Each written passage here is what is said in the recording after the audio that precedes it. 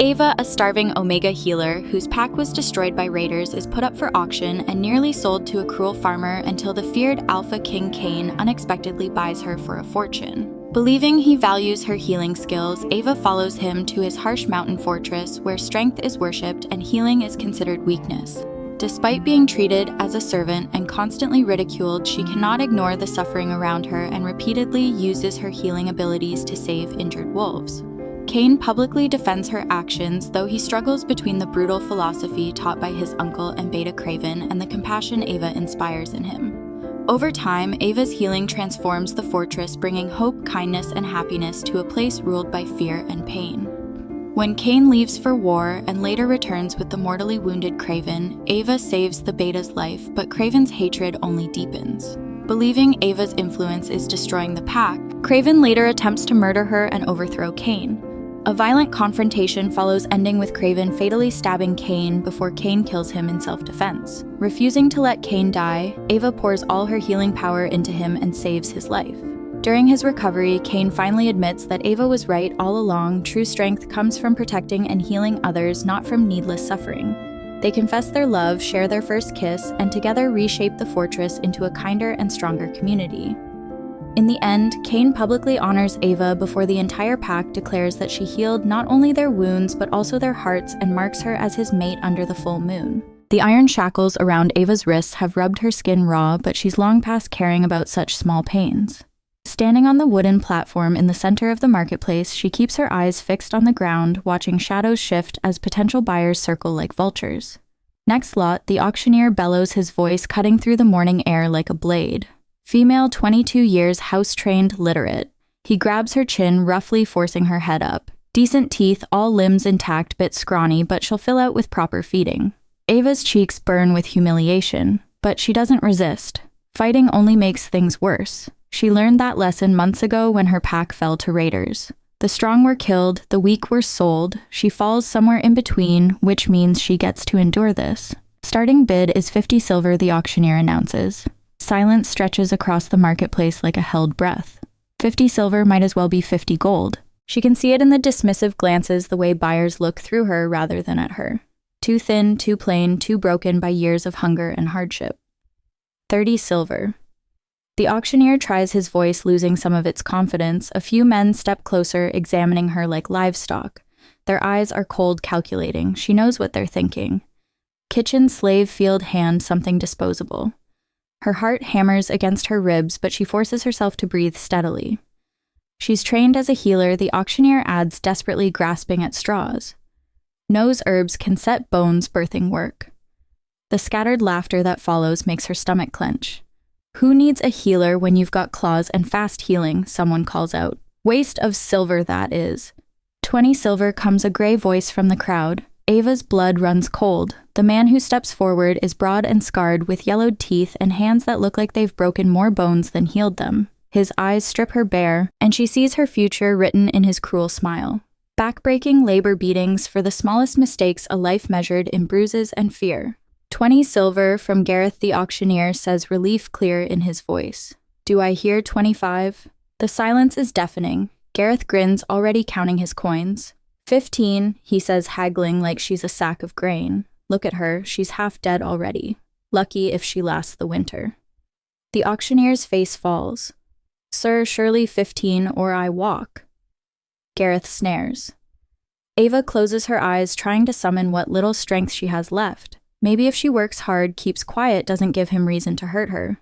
15 silver to the auctioneer protests, no one else wants her. Gareth interrupts, and you know it. The replies dies in the auctioneer's throat as ripple of tension sweeps through the marketplace. Ava's wolf stirs uneasily, scenting something in the air. Power raw and overwhelming mixed with fear and awe from the crowd. Her skin prickles with awareness. Every instinct screams at her to lower her eyes, to make herself small, to submit to whatever force has just entered their midst. The very air seems to thicken, charged with an authority so absolute it makes her bones ache. Conversations halt mid-sentence. Laughter cuts off abruptly. Even the crying children fall silent. My king, someone whispers the words barely audible. The Alpha King. Another voice breathes, no, it can't be. Against every rule of survival she's learned, Ava glances up. The crowd is parting like water people dropping to their knees as a figure moves through them with predatory grace. The auctioneer has gone white as parchment, his hands trembling as he grips his podium. And then she sees him. 100 gold. The voice cuts through the marketplace like a blade through silk, cold and final. Ava's eyes snap fully open now, her gaze locked on the man who commands such absolute difference. Her wolf whimpers, pressing low in submission, even as her human mind reels with disbelief. He stands apart from the others, tall and commanding, dark hair falling across a face carved from stone, all sharp angles and harder edges. His clothes are fine, but practical. A man who can afford the best, but doesn't need to flaunt it. The Alpha King. Ava's knees nearly buckle. She's never seen him before, but she knows him instantly. Everyone knows him, the conqueror of the Northern Territories, the wolf who built an empire on the bones of his enemies. What could he possibly want with her 100 gold? The auctioneer stammers. "My lord, are you certain you doubt your king's word?" The Alpha. King's voice is cold as winter wind, carrying the unmistakable weight of absolute authority. Gareth's face has gone pale. "My lord, I had first claim, you had nothing." Golden eyes flick to the trembling man with casual disdain. "Leave now." Gareth practically runs from the marketplace, his earlier bravado evaporating like morning mist. The Alpha King steps onto the platform, and suddenly the space feels impossibly small. This close, Ava can see the power that rolls off him in waves. Not just physical strength, but something deeper, more primal. He studies her with those unsettling golden eyes, his expression unreadable. "You're a healer." The question catches her off guard. Of all the things he could ask, of all the reasons he might have bought her. "Yes, my lord," she whispers, hardly daring to believe it. "I was trained by the Moonbloom Pack's elders. I know herbs bone-setting midwifery." Hope flutters in her chest like a caged bird. Maybe this is why he saved her. Maybe he values her skills, sees her as more than just another body to be used and discarded.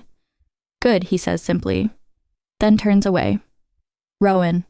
A massive warrior steps forward, his scarred face professionally blank. Alpha King, take her to the fortress, see that she's fed and cleaned.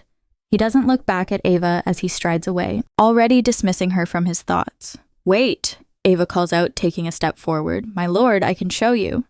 Rowan's hand clamps down on her shoulder, stopping her cold.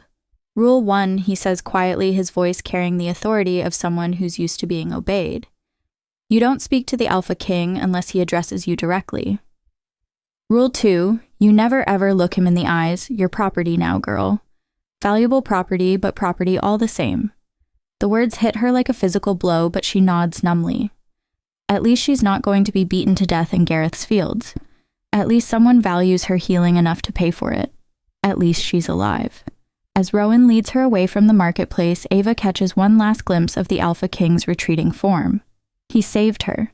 Maybe not out of kindness, but he saved her nonetheless, and if he wants a healer, she'll be the best healer he's ever seen. She has to be. It's the only chance she has. Chapter 1. The journey to the Alpha King's territory stretches endlessly ahead. Ava's bare feet, still tender from months of captivity, bleed against the rocky mountain path. Around her, the king's warriors move with fluid grace, their massive forms shifting between human and wolf as the terrain demands. She can't remember the last time she shifted.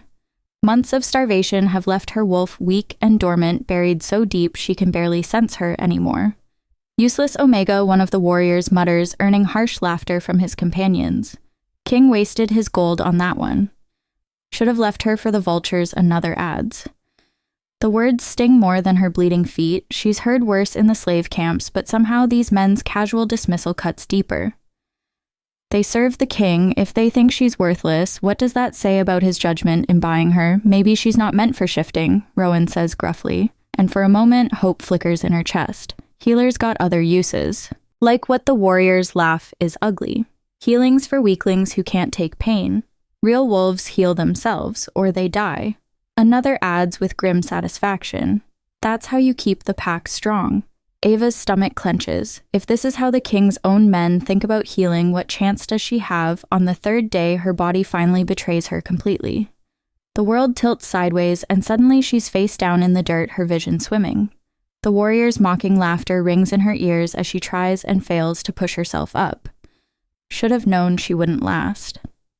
Someone sneers. Weak little Omega can't even walk properly. Leave her, another voice suggests. We've wasted enough time. Through her haze of exhaustion, Ava hears the heavy tread of boots approaching.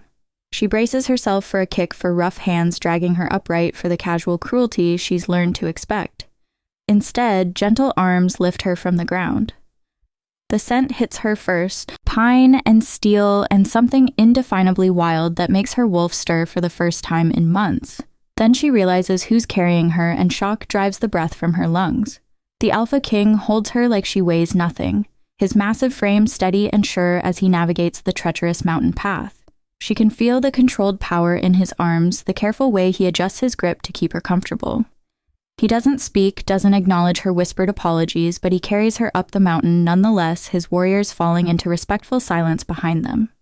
Through half-closed eyes, she sees their destination emerge from the mist, a fortress carved into the mountainside itself, all black stone and sharp angles. It looks less like a home and more like a weapon thrust into the sky, its towers reaching toward the clouds like claws. This is it, she thinks, as they pass through the towering gates. The courtyard beyond confirms her fears. Warriors drill in perfect formation, their snarls and clashing weapons echoing off stone walls. Even the children mirror their savagery, tiny faces set in fierce scowls as they practice combat forms with wooden swords. No one smiles, no one laughs. The very air seems heavy with barely restrained violence. Ava thinks this might be the most joyless place she's ever seen. The king deposits her gently in the main courtyard, gesturing to a stern-faced woman who hurries forward. But before the woman can take her away, a voice cuts through the air like a blade. "Welcome back, nephew." The words are honey smooth but leave ice in their wake. A tall warrior approaches so similar to the king they could be brothers but older with cruelty etched into every line of his face. His pale eyes assess Ava with the same consideration one might give a piece of rotting meat. "Is this the healer you purchased?" He asks, his tone making it clear what he thinks of the investment. "It is Uncle Craven," the king replies, his voice holding a note of difference that surprises Ava. Craven's lip curls in distaste. "And you carried her here where the entire pack could see." The stern-faced woman, clearly a servant, tugs urgently at Ava's arm, trying to hurry her away from the tension crackling between the two men. But Ava can't help but hear Craven's next words spoken low but carrying clearly in the stone courtyard. "The pack watches everything you do, nephew, every gesture, every moment of weakness. We cannot afford softness. Not when we've worked so hard to build our reputation." She couldn't walk, the king begins. "She was weak," Craven cuts him off, "and now they've all seen you coddle weakness. What if our enemies heard of this?" The servant's grip tightens on Ava's arm, practically dragging her toward the fortress entrance. "That was Craven," she whispers urgently. "The Pax's beta and the king's uncle. If you value your life, girl, you'll pray he forgets you exist." As they disappear into the shadows of the fortress, Ava can still hear the two men arguing in low, tense voices. Chapter 2. 3 weeks pass in the fortress, and Ava learns to navigate its harsh rhythms. Dawn brings the clash of weapons in the courtyards, the snarls of warriors testing their strength against one another. Midday sees the servants scurrying through stone corridors, keeping the massive structure running with silent efficiency. Evening brings exhausted fighters limping back to their quarters, nursing wounds that could heal so much faster with proper care. But no one asks for that care. Ava scrubs floors and tends fires, grateful for the steady meals and warm bed that come with her servitude. It's more than she dared hope for at the auction block. The work is hard but honest, and no one raises a hand to her, a luxury she'd almost forgotten existed. Still watching the daily suffering around her makes her heart ache. She sees a young warrior struggling to use his sword arm after a training injury, his shoulder clearly dislocated. When she approaches with gentle hands and healing energy already warming her palms, he recoils like she's offered him poison. "Get away from me," he snarls, backing against the wall. "I don't need your Omega weakness, but I could help." Ava starts. "Help." The warrior spits the word like a curse. "Real wolves heal themselves or die trying. That's what makes us strong." The incident draws a crowd. Other warriors gather to watch, their faces twisted with disgust as if she's committed some unthinkable blasphemy. A senior fighter pushes through the group, his scarred face thunderous. "What's this Omega doing?" he demands, trying to corrupt Dane with her healing nonsense. Someone calls out, "Healing's for the weak," another adds. "No true warrior needs it." The senior fighter's eyes narrow on Ava. "You were bought as a servant, not a healer. Remember your place, Omega." Shame burns her cheeks as she retreats, but confusion burns hotter. If the king bought her as a servant, why ask about her healing at all? Why pay 100 gold for someone to scrub floors? The pattern repeats itself over the following days. A kitchen maid burns her hand on a hot pot. Ava offers to heal it and gets shouted at for encouraging clumsiness. A guard develops a festering cut that could turn dangerous. Her suggestion of treatment earns her a lecture about how real wolves don't coddle minor wounds. Each rejection chips away at her hope a little more. Maybe she misunderstood. Maybe the king asked about her healing just to confirm what he was buying, not because he intended to use those skills, but then why carry her up the mountain? Why show such unexpected gentleness to a mere servant? The question gnaws at her until she can't stand it anymore. Her chance comes one evening as she's cleaning the Great Hall. The king strides through with several advisors discussing patrol routes and supply lines. His voice carries the same cold authority she remembers from the auction. But there's something else there too. A weariness that makes her heart clench unexpectedly. This is her moment, she has to know.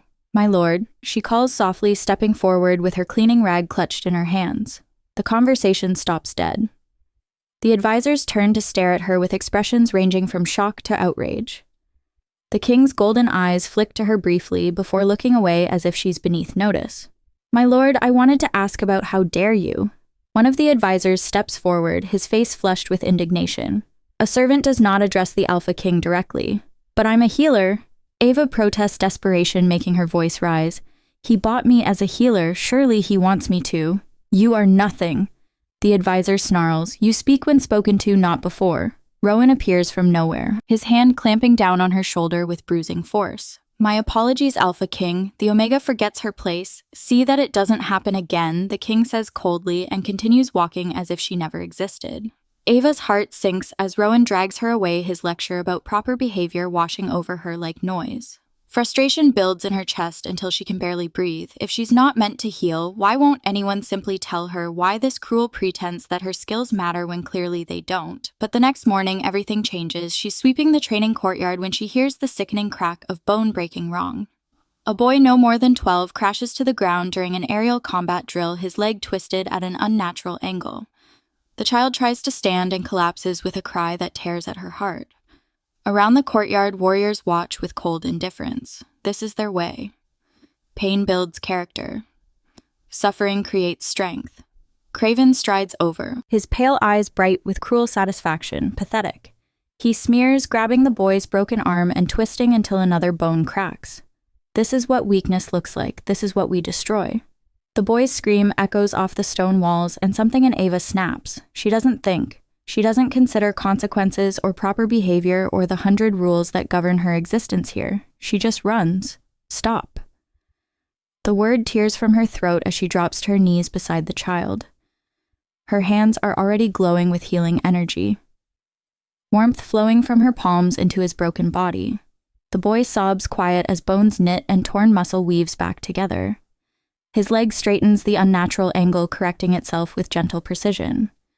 When she finishes, he stares at her with confused wonder, as if kindness is a language he's forgotten how to speak. "What is this?" Craven's voice cuts through the silence like a blade. Ava looks up to find him looming over her, his face twisted with rage. Behind him, she can see the king approaching with measured steps, his expression unreadable. "Your Omega pet defies our ways." Craven spits his words, dripping venom. "She healed the weakness we were trying to burn out. She must be punished." The king stops beside them, his golden eyes studying the scene. The boy sits up easily, his leg fully healed, while Ava kneels beside him with her hands still glowing faintly with residual energy.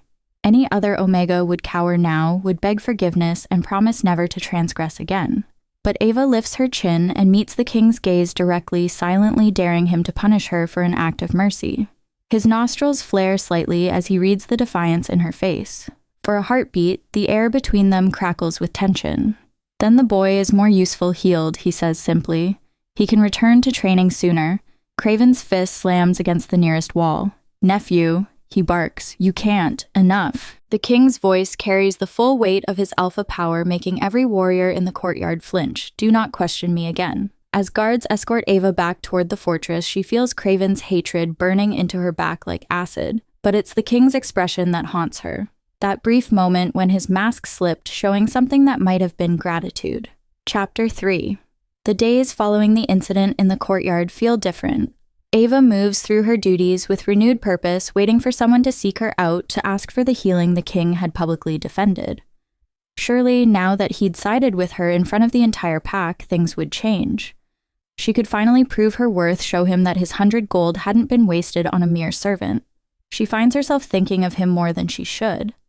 The way his golden eyes had assessed the healed boy, the careful neutrality of his expression that somehow felt like approval. He'd protected her choice when he could have easily sided with his uncle.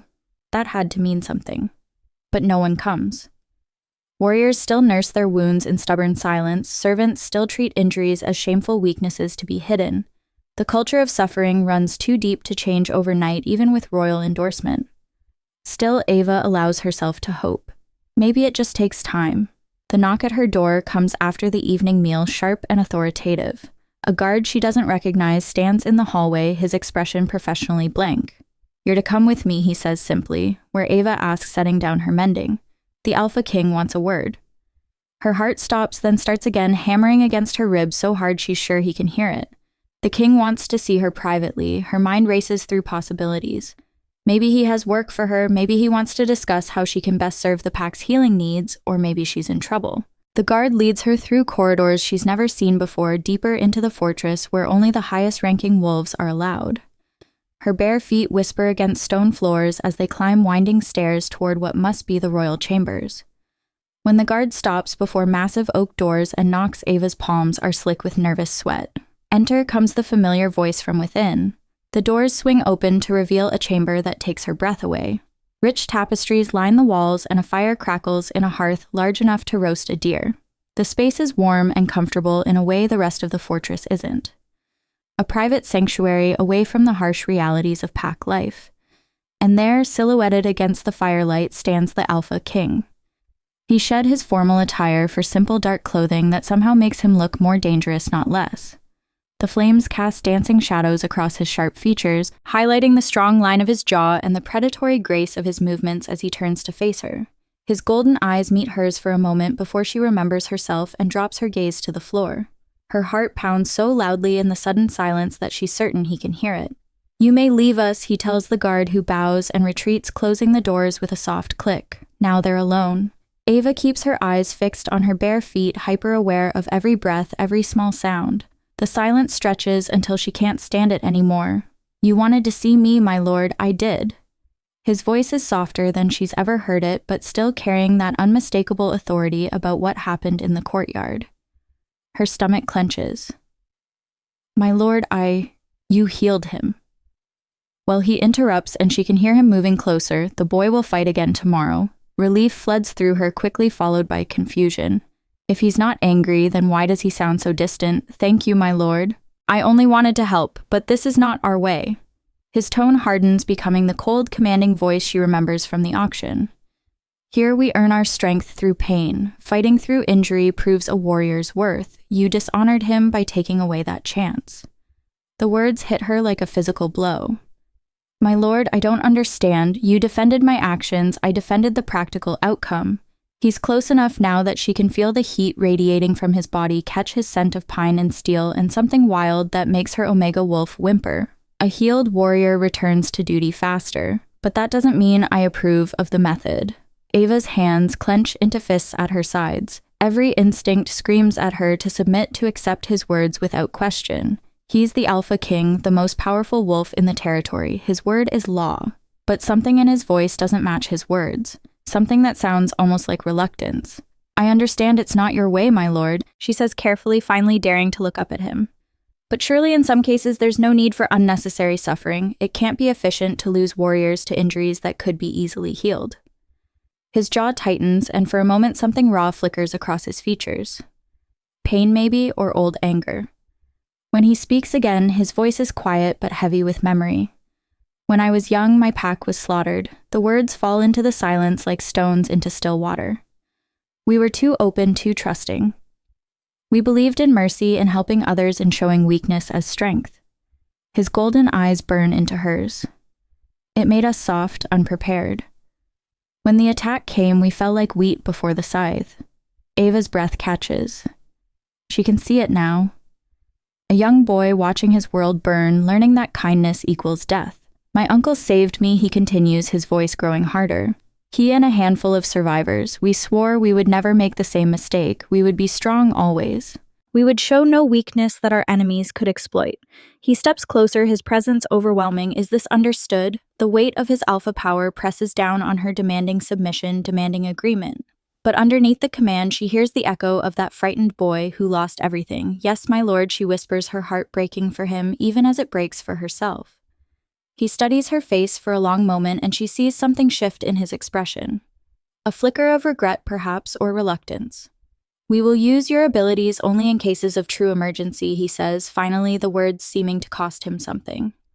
When a warrior's life hangs in the balance, not for minor injuries that can heal naturally.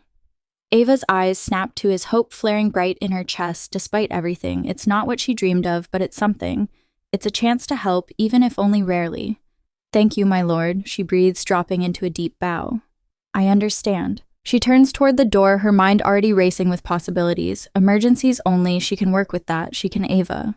The sound of her name in his voice stops her cold. She turns back, suddenly flustered, suddenly too aware of the intimacy of this moment. Alone in his chamber's firelight dancing between them, the careful walls he's built showing hairline cracks. Yes, my lord, you should avoid my uncle. The warning is quiet but serious. Craven doesn't share my practical view of your abilities. It would be wise to stay out of his way. Oh, she says, and for some reason the thought disappoints her more than it should. Yes, my lord, I understand. She curtsies again and flees before she can say something foolish, her cheeks burning with embarrassment she can't quite name. In the days that follow, Ava tries to honor his wishes. When she sees injuries that could be easily healed, she forces herself to look away. When warriors limp past her with obvious pain, she keeps her glowing hands firmly clasped behind her back. But then comes the morning when a young one crashes during an aerial combat drill, her leg twisted wrong with bone jutting through skin. Blood pools beneath her as she writhes in agony, and Ava knows with sick certainty that without immediate intervention, the girl will bleed out. This is an emergency. This is exactly what he meant. She doesn't hesitate. Her hands are already glowing as she drops beside the injured wolf, pouring healing energy into the catastrophic wound. Bone straightens, muscle knits, skin seals without a scar. The girl's agonized screams fade to confused whimpers, then to silence as she stares at her perfectly healed leg in wonder. How dare you? Craven's voice cracks like a whip across the training ground. Ava looks up to find him stalking toward her, his pale eyes bright with rage. This Omega defies our ways again. He snarls to the gathered crowd. She corrupts our warriors with her weakness. But even as he rages, Ava catches sight of the Alpha King watching from the balcony above. Their eyes meet for just a moment, and she sees something there that makes her breath catch. Approval, satisfaction, and underneath it all, a warmth that has nothing to do with practical efficiency and everything to do with pride. He's happy. Despite everything he said about their ways, despite his uncle's fury, despite the danger to his reputation, he's proud of what she's done. The realization hits her like lightning, and suddenly she understands. The conflict isn't just between her healing and their culture. It's between what the Alpha King was taught to believe and what he actually feels. And maybe she's not the only one beginning to change. Chapter 4. A week later, Ava wakes to the thunder of boots on stone and joins the servants lining the battlements to watch the Alpha King's forces assemble below. What is happening? She asks another maid hurrying outside. The latter sends her a disbelieving look, surprised by Ava's ignorance. Haven't you heard? The king leaves for battle today. Hundreds of warriors fill the courtyard, some in human form with gleaming armor, others already shifted into their wolf forms, massive beasts with eyes that burn like coals. At their head sits the king on his black destrier, his dark armor fitted perfectly to his powerful frame. His voice carries clearly as he addresses his troops, speaking of honor and strength. The warriors respond with thunderous roars and howls of approval. Ava watches until the last warrior vanishes from sight, her heart heavy with an emotion she can't quite name. In the days that follow, with the king's intimidating presence absent, something unexpected begins to happen. The first sign comes when a kitchen maid approaches Ava, hesitantly cradling a burned hand against her chest. Please, the girl whispers, glancing around nervously. It hurts so much, and the cook says, if I can't work, I'll be turned out. Ava heals the burn without hesitation, watching relief flood the girl's face. Word spreads quietly through the servants' quarters. The Omega can help, and she will. Soon, others begin to seek her out. A stable boy with a kicked shin, a seamstress with fingers pricked raw from rushed needlework, a guard with an infected cut. Each healing is small, hardly the emergencies the king specified. But how can she turn away when they ask so desperately? More importantly, how can she turn away when she sees the change her help brings? The servants begin to smile more often. Laughter occasionally drifts through the corridors. Children who once huddled in corners now play games in the courtyards, their giggles echoing off stone walls that have heard precious little joy.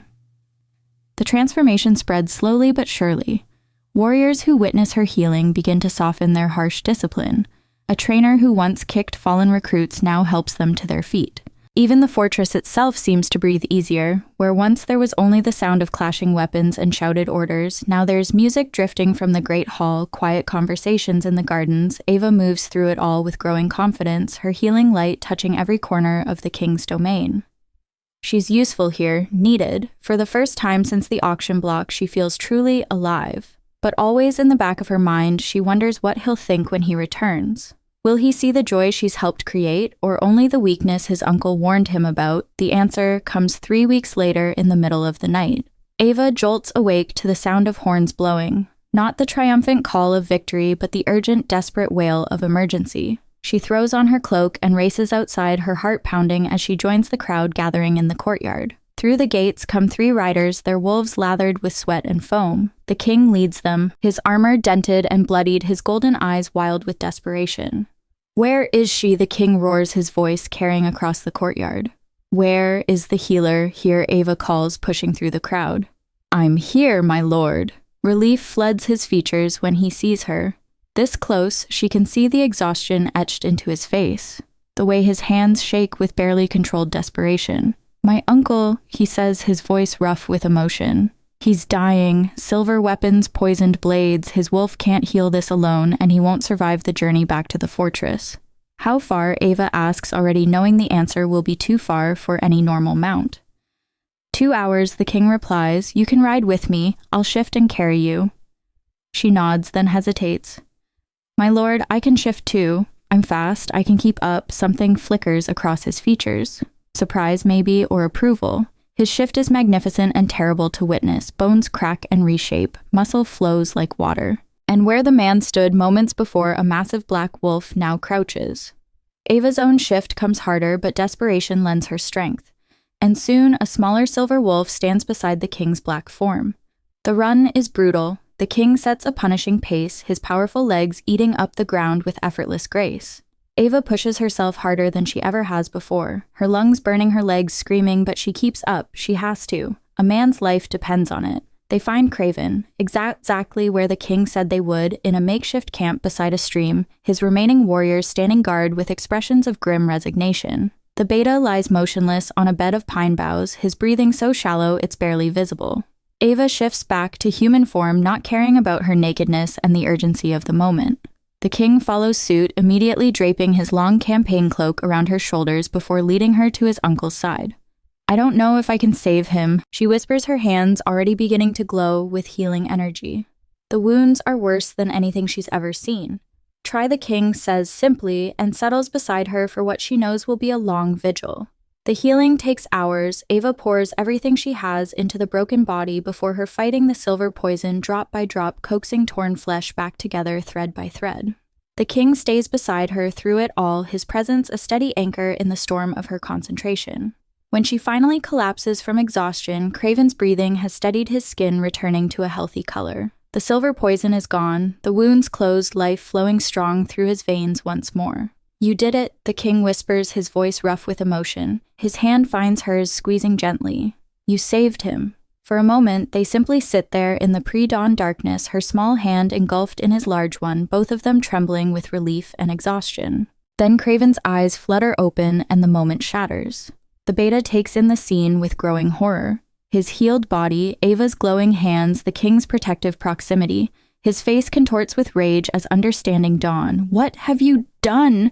he snarls, struggling to sit up. "What have you done to me?" "She saved your life," the king replies, his voice carefully controlled. "You were dying, uncle. You should have let me die." Craven's voice cracks with fury. "My death would have motivated our troops, fueled their rage for the final assault.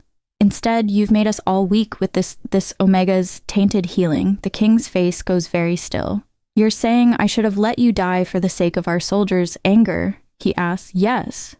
Craven struggles to his feet. That's what strength looks like. That's what leadership means. The king is quiet for a long moment, his golden eyes studying his uncle's face. I see, he says, finally. Perhaps you're right. Perhaps I've grown too soft. He glances at Ava, and she sees something like apology in his eyes. Return to the fortress, healer. We'll speak of this later when you've recovered. My lord, Ava begins, but he shakes his head. Go, he says gently. I need to speak with my uncle privately. As she gathers her cloak and prepares to shift for the long run home, she catches sight of Craven watching her. His pale eyes burn with such hatred that she takes an involuntary step backward. This isn't over. In his twisted worldview, her healing isn't a gift. It's a corruption that threatens everything he holds dear. Chapter 5. The fortress feels different after the king's return. The lightness that had grown in his absence slowly dims, replaced by the familiar weight of watchful eyes and whispered warnings. Craven stalks the corridors like a restless predator, his pale gaze seeking out any sign of weakness to crush. Still, people come to Ava. They approach more carefully now, glancing over their shoulders before asking for help. But they come nonetheless. A servant with a twisted ankle, a guard with a festering wound, a kitchen maid whose hands shake too badly to work without healing. She helps them all, but the joy has gone out of it. Where once there was laughter and open gratitude, now there's only furtive relief and nervous glances. It's been 3 weeks since the night she saved Craven's life, and the king hasn't spoken to her once. She catches glimpses of him sometimes crossing the courtyard with his advisors, reviewing reports in the great hall, training with his warriors. But his golden eyes never seek her out, never acknowledge her presence. It's as if that moment beside the stream when he'd squeezed her hand and looked at her with such warmth never happened at all. But she remembers, she replays that night endlessly in her mind. The desperate ride through the forest. The way he'd matched her pace without complaint. The hours he'd sat vigil beside her as she fought to save his uncle's life. The memory of his hand in hers, strong and warm and reassuring. Most of all, she remembers the moment when he draped his cloak around her naked shoulders, his movements careful and respectful even in the urgency of the situation. The weight of the fabric had been nothing compared to the weight of his consideration, and the memory makes her cheeks burn with feelings she can't quite name. She's crushing on him. The realization hits her like a physical blow one evening as she watches him from across the great hall. He's discussing strategy with his captains, his voice carrying the familiar authority she's come to know, and her heart does something complicated in her chest. This is dangerous. This is foolish. She's a servant, a slave bought and owned like any other possession, but her traitorous heart doesn't seem to care about such practical concerns. The knock at her door comes long after the fortress has settled into sleep. Ava opens it to find Craven standing in the hallway, his pale eyes gleaming in the torchlight. The king wants to see you, he says without preamble. Her heart leaps, then immediately falls. Something in his tone feels wrong, too cold even for Craven's usual cruelty. Now, my lord, it's quite late. Now, he says firmly, turning away. Follow me. They walk through corridors she's never seen before, descending stone steps that grow damper and colder with each level. The dungeon she realizes with growing unease. Why would the king want to meet her here? Is there a prisoner who needs healing? She asks, trying to keep her voice steady. Craven doesn't answer. They emerge into a circular chamber lined with empty cells. Several guards wait in the shadows, their faces hidden behind iron helms. But there's no prisoner, no injured person requiring her skills. And no king. My lord, Ava says slowly, turning to face Craven. Where is the Alpha King? His smile is sharp as a blade. He's not coming. Fear crawls up her spine like ice water. The guards shift closer, their hands moving to their weapons. She's trapped, cornered like prey in a hunting net. You're going to disappear tonight. Craven continues conversationally. A tragic accident, perhaps, or maybe you'll simply wander away. Desert your post. These things happen with slaves. Please, she whispers, backing against the stone wall. I've done nothing wrong. I only wanted to help. Help. His voice cracks like a whip. You call this corruption help. You've made them weak, dependent, soft. You're poison girl. You're the rot that will destroy everything we've built. She sees the madness in his eyes now, the fanatical certainty that brooks no argument. He truly believes she's a threat to everything he holds dear. My lord, I only seek to heal, and that's exactly why you must die. He lunges forward, his hands reaching for her throat. Ava screams, the sound echoes off the stone walls, high and desperate. She tries to dodge, but there's nowhere to go. Craven's fingers close around her neck and she feels the terrible strength in his grip. Then the chamber explodes into chaos. The king tears through the entrance like an avenging angel, his golden eyes blazing with fury. His roar shakes dust from the ceiling as he takes in the scene. Ava pinned against the wall, Craven's hands around her throat, the guards moving to surround them. "Let her go," he snarls, his voice carrying the full weight of his alpha power. Craven releases her, but his face shows no remorse. "She's poisoned, nephew. She'll destroy us all if we let her live." "I told you already," the king says, his voice dangerously quiet. "She stays." "And I told you that's impossible." Craven's composure finally cracks. "Look what she's done to you. Look how weak you've become. Our enemies will smell it on you like blood in the water. Using our resources wisely isn't weakness, it's madness." Craven spits.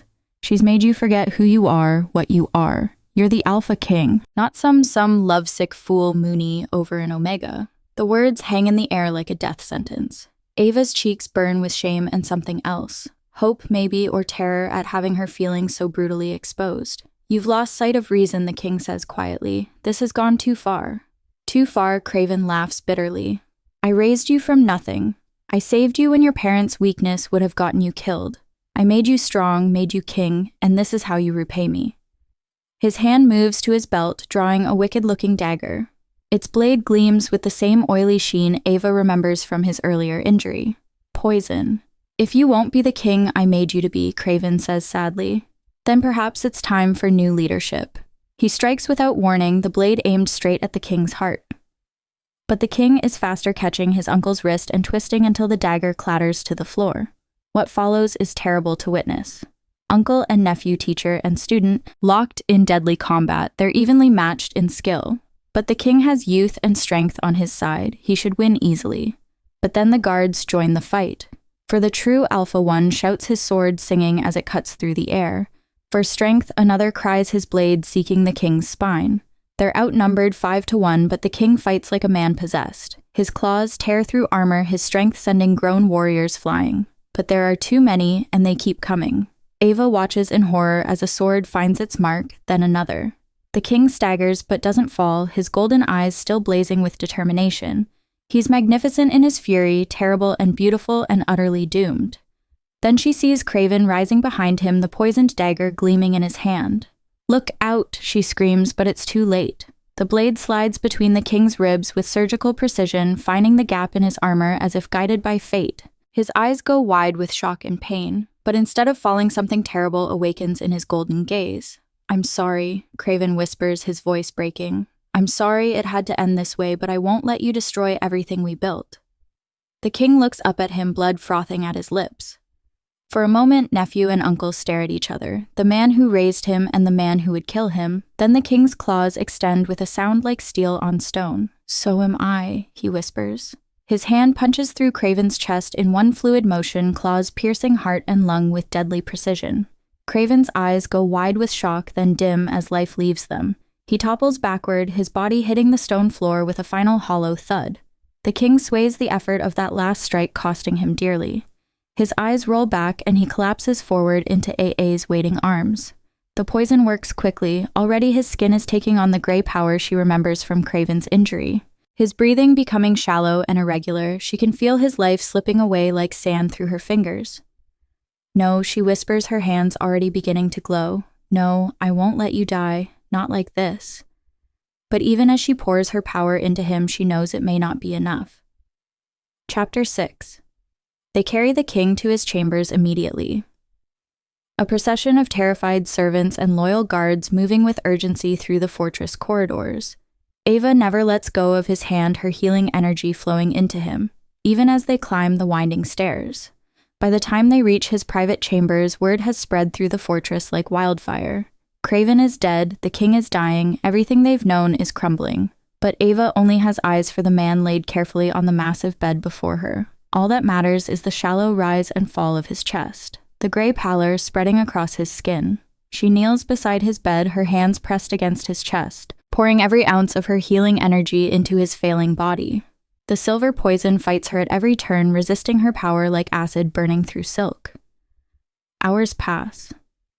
Servants come and go in whispered silence, bringing food she doesn't touch and water she barely sips. Rowan stands guard at the door, his scarred face grim with worry. But Ava never moves, never stops fighting for his life. She loves him. Not the Alpha King with his cold authority and ruthless reputation, but the man underneath. The one who carried her up a mountain when she was too weak to walk, who sat vigil beside her as she saved his uncle's life. She loves his strength and his gentleness. She loves the way he looks at her like she matters, like she's precious rather than property. And she's going to lose him. Please, she whispers, tears streaming down her face as she fights the poison's relentless advance. Please don't leave me. I need you. We all need you. His breathing hitches, grows even shallower. His lips move without sound, forming her name over and over like a prayer. His eyelids flutter, but don't open. Lost somewhere between life and death. I'm here, she whispers, leaning closer. I'm here. I won't leave you, Ava.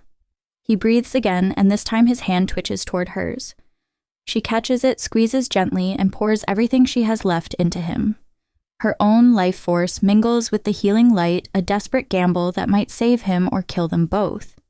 The poison finally breaks like a dam bursting.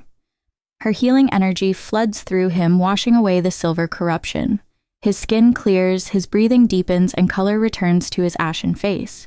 Ava collapses beside him, utterly spent. But he's alive. Against all odds, he's alive. Dawn is breaking through the tall windows when his eyes finally open. For a moment, he stares at the ceiling in confusion. Then his gaze finds hers. Ava, he breathes, and this time his voice is strong and clear. I'm sorry. She says immediately, this is all my fault. If I just listened, if I'd stayed in my place, stop. His hand finds hers. Don't you dare blame yourself for his choices. But my lord, she protests, I brought discord to your pack, division between you and your family. You brought healing, he says, struggling to sit up. Ava shakes her head, tears spilling down her cheeks. Your uncle is dead because of me. He's dead because he chose hatred over hope. The king's thumb brushes across her knuckles. I've been watching you these past weeks. I've seen what you've done for my people. The servants smile now. The children laugh. He pauses, his golden eyes searching her face. You were right about needless suffering. It isn't strength, it's just cruelty disguised as tradition. My uncle and I, we clung to our pain because it felt like the only thing keeping us safe. But all it really did was make us afraid. You're not afraid, Ava whispers. I was terrified, he admits. Terrified of being weak, of making the same mistakes that got my parents killed. But suffering for its own sake isn't strength, it's just suffering. Real strength is choosing to heal instead of hurt, to build instead of break. His free hand comes up to cup her cheek. My lord, she whispers, flustered. Cain, he corrects gently. My name is Cain. The intimacy of it makes her breath catch. Thank you, he whispers.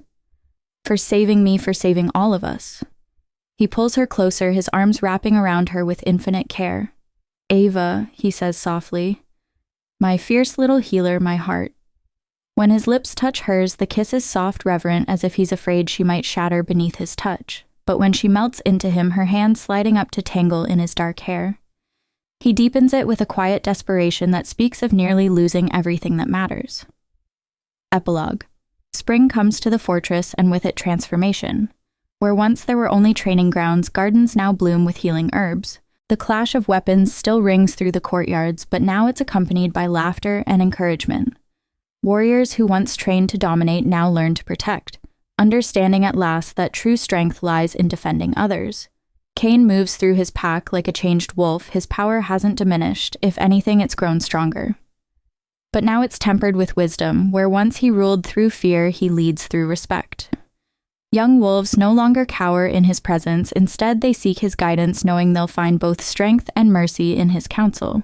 The fortress itself seems to breathe easier. Music drifts from the great hall where once there was only silence. Pups play in corridors that once echoed with harsh commands. Even the stone walls appear warmer, as if the love that transformed the pack has seeped into the very foundation of their home. On the night of the full moon, when the pack gathers in the courtyard, Cain takes Aa's hand before them all. The mighty Alpha, who once saw kindness as weakness, now looks at her with undisguised devotion. You were brought here as a servant, he says, his deep voice carrying to every ear. But you freed us all. You've taught us that true strength isn't about how many we can defeat, but how many we can protect. You didn't just heal our wounds, you healed our hearts. Under the silver light of the moon, he marks her as his mate. His gentle bite, a promise of eternal love. Their wolves twine together black and white strength and mercy, two halves of a whole finally united.